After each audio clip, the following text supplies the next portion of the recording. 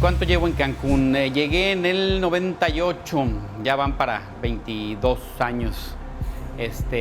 Nunca en mis 22 años, este es el primer año que siento que la parte de luz no está funcionando. En pleno 2021, la Comisión Federal de Electricidad opera y presta un servicio como del siglo pasado.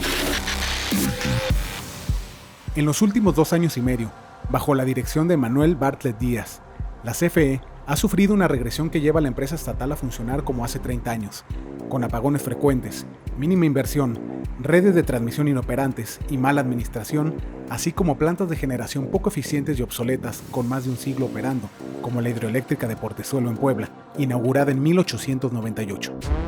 Documentos oficiales, testimonios de usuarios y especialistas consultados por Latinus revelan cómo la prestación del servicio de energía eléctrica se ha descompuesto para los 46 millones de clientes de la CFE.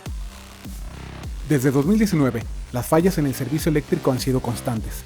En la península de Yucatán ocurrieron al menos 3 apagones durante ese año, 2 de ellos atribuidos a fallas en líneas de transmisión y uno más al incendio en un pastizal que habría afectado instalaciones eléctricas.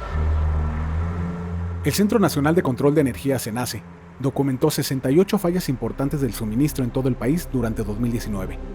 El impacto económico de esta energía no suministrada, de acuerdo con la Secretaría de Energía, fue de $20.3 millones, aunque los especialistas observan una realidad muy alejada de estos números oficiales.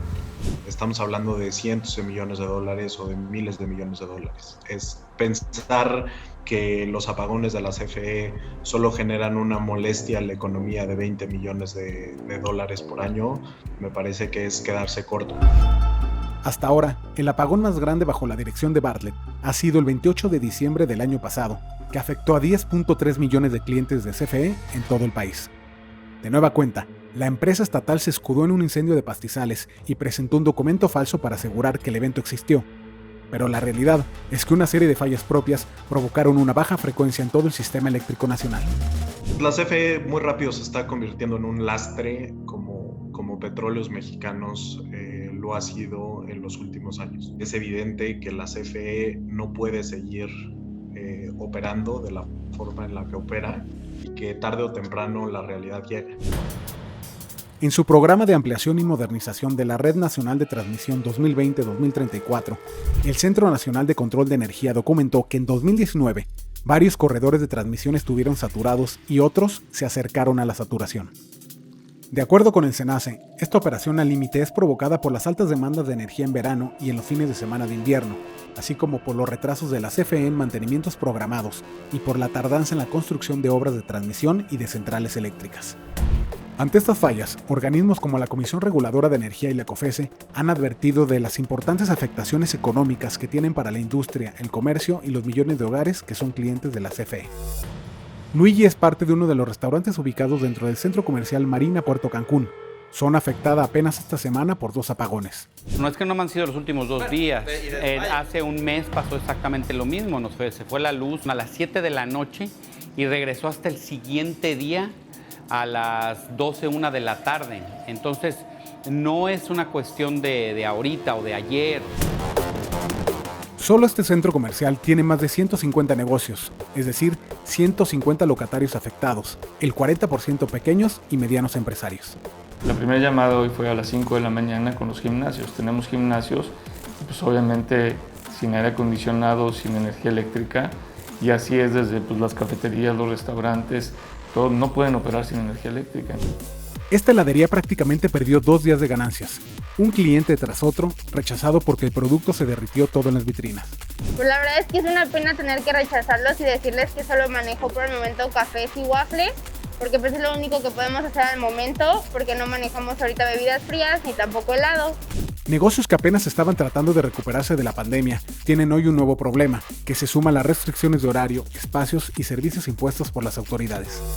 La industria restaurantera y turística, más que nada, somos sustentados por las propinas. En el momento de que un hotel, un restaurante no tiene luz, pues te afecta porque pues, obviamente la gente desconfía, ya no entra, ya no come lo mismo. Entonces eso repercute directamente en la propina del mesero. Así como la península de Yucatán está bajo alerta, el corredor Valle de Bravo-Atlacomulco, en el Estado de México, y la zona industrial del Bajío, están viviendo complicaciones energéticas que las llevarán al colapso en el futuro inmediato. Desde el año pasado, el SENACE advirtió que en el Bajío existen violaciones de voltaje severas ante contingencias, que la confiabilidad de la red es poca y que hoy se pueden dar posibles cortes de energía en zonas específicas. A pesar de ello, la CFE no resolverá estos problemas hasta diciembre de 2023, cuando apenas concluirá una serie de obras en la red eléctrica del centro del país. Sin apostar por energías renovables ni grandes obras de infraestructura, la CFE vive del pasado y depende de plantas antiguas. En 2017, el Instituto Mexicano de Tecnología del Agua contabilizó que 54 de las poco más de 100 hidroeléctricas del país tenían más de 50 años de operación. En 2021, la empresa estatal generará energía desde al menos 8 presas que tienen más de 70 años. Por ejemplo, la CFE sigue produciendo electricidad desde la presa de Tuxpango, en Veracruz, inaugurada en 1930, y desde La Boquilla, en Chihuahua, que inició operaciones en 1915. Poner a funcionar estas viejas centrales tiene un alto costo. Este año, la CFE destinará de su presupuesto 141 millones de pesos para refacciones mayores, con el fin de echar a andar 16 hidroeléctricas del siglo pasado. La CFE ha sido incapaz de ampliar y modernizar la red nacional de transmisión eléctrica en los últimos 2 años y medio. La red solamente creció en 0.10%, lo cual es muy poco. De los 66 proyectos que la Secretaría de Energía autorizó a CFE Transmisión en los últimos años, solo 2 están terminados y 4 están en construcción o por iniciar las obras. En el resto, es decir, en 60 proyectos, la CFE no ha hecho nada, a pesar de que ya tiene recursos asignados por parte de la CENER. En la mayoría de los casos, las obras son urgentes y las fechas para su entrada en operación ya están rebasadas. Todo esto afecta a la confiabilidad del sistema eléctrico nacional y lleva a una reducción de los parámetros de calidad en el servicio de luz, como son la variación de voltaje y la frecuencia en las interrupciones del servicio. Los especialistas coinciden en que el problema en la Comisión Federal de Electricidad es la mala administración, no la falta de dinero. Mientras CFE Distribución y CFE Transmisión obtienen recursos suficientes para mejorar la red eléctrica, su dinero se invierte en CFE Suministro Básico, con el objetivo de mantener la estabilidad tarifaria prometida por el presidente Andrés Manuel López Obrador. Los expertos concluyen que estas malas decisiones tendrán un alto costo para el desarrollo del país. La política energética debería de estar más centrada en el consumidor y con nuestra salud. Una de las frases favoritas de la CFE bajo esta administración ha sido que la CFE es la empresa más poderosa de México.